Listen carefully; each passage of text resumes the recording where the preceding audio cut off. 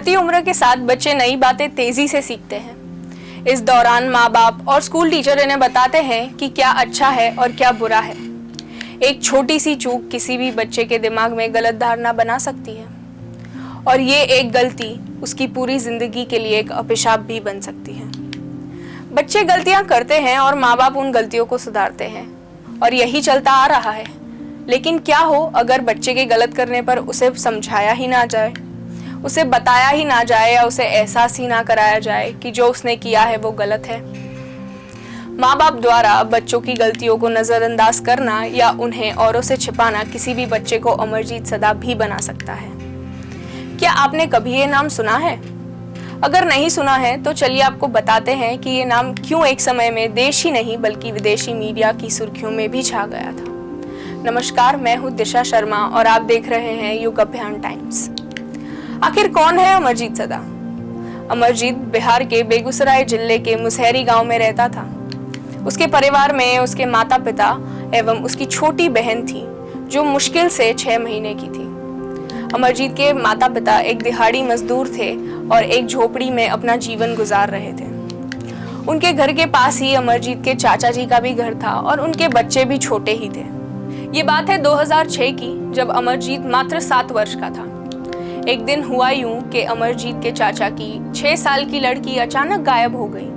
घर वालों ने उसे ढूंढने की खूब कोशिश की लेकिन वो नहीं मिली। बच्ची के गायब होने की खबर पूरे गांव में फैल गई थी, लेकिन उन्होंने पुलिस में रिपोर्ट नहीं दर्ज करवाई। कई महीने बीत गए लेकिन बच्ची का कोई पता नहीं लगा। अब गांव का माहौल कुछ सामान्य होने ही लगा था कि इसी घटना के 6 महीने बाद अमरजीत की सगी छोटी 8 महीने की बहन गायब हो गई। गांव में फिर एक बार इस छोटी बच्ची के गायब होने की खबर फैल गई। इस बार गांव वाले थोड़े आश्चर्य में डूब गए थे।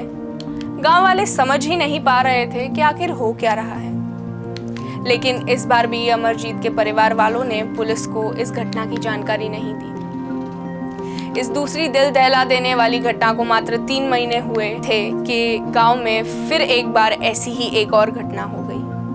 अमरजीत के घर से थोड़ी ही दूर चुनचुन देवी नाम की एक महिला रहती थी। वो एक दिन अपनी 6 महीने की छोटी बच्ची खुशबू को पासी के सरकारी स्कूल में खिला रही थी। चुनचुन देवी कुछ मिनट के लिए स्कूल में खुशबू को सुलाकर बाहर गई। तभी उन्होंने आकर देखा कि खुशबू स्कूल में ही नहीं है। चुनचुन देवी पूरे गांव में अपनी बेटी को ढूंढती रही लेकिन उन्हें कहीं भी अपनी छोटी बच्ची का पता मालूम नहीं हुआ। मात्र 9 महीने में गांव में 3 बार ऐसी जघन्य घटना होने के बाद पूरे गांव में दहशत का माहौल बन गया था। अब गांव वाले इतने सतर्क हो गए थे कि उन्होंने अपने बच्चों को बाहर भेजना था। चुनचुन देवी लगातार अपनी बेटी को ढूंढ रही थी लेकिन उन्हें पता नहीं लगा, जिसके बाद चुनचुन देवी ने अपने परिवार के साथ अपने नज़दीकी पुलिस स्टेशन भगवानपुर पहुंची और उन्होंने भगवानपुर पुलिस स्टेशन में अपनी बेटी की गायब होने की रिपोर्ट दर्ज करवाई। जिसके बाद पुलिस पूछताछ के लिए मुसहरी गांव पहुंची और ये पहली बार था जब गांव में बच्ची के गायब होने की वजह से पुलिस छानबीन कर रही थी। जब पुलिस ने लोगों से पूछताछ की तब उन्हें पता लगा कि इस गांव में पहले भी 2 बच्चियां गायब हो चुकी हैं। अमरजीत सदा का हाव भाव आम बच्चों की तरह ही था, लेकिन साल 2007 में पुलिस ने जब उसे एक बच्ची की हत्या के जुर्म में हिरासत में लेकर पूछताछ की तो सभी के होश उड़ गए।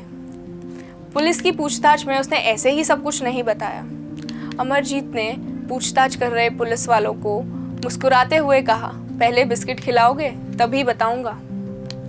फिर उस पूछताछ के लिए पुलिस वालों को भी बच्चों जैसे हाव भाव में उससे बात करनी पड़ी।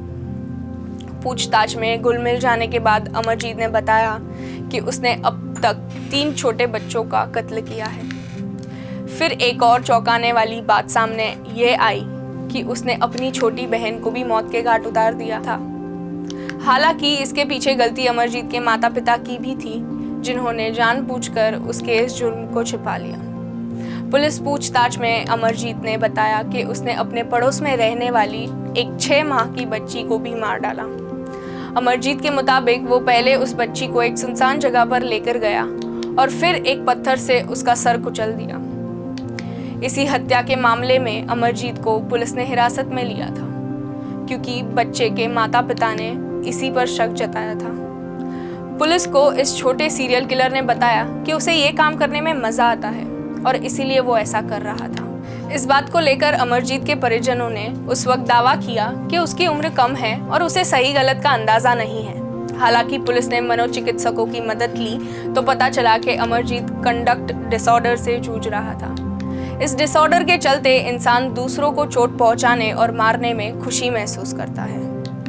इस घटना के बाद उसे मुंगेर बाल सुधार गृह में भेज दिया, क्योंकि नाबालिग होने के चलते उसे सजा नहीं सुनाई जा सकती थी। अब कहाँ है अमरजीत सदा? अभी अमरजीत सदा बिहार में एक नए नाम के साथ अपना जीवन जी रहा है। ऐसी ही और कहानियों के लिए देखते रहिए युग अभियान टाइम्स। धन्यवाद।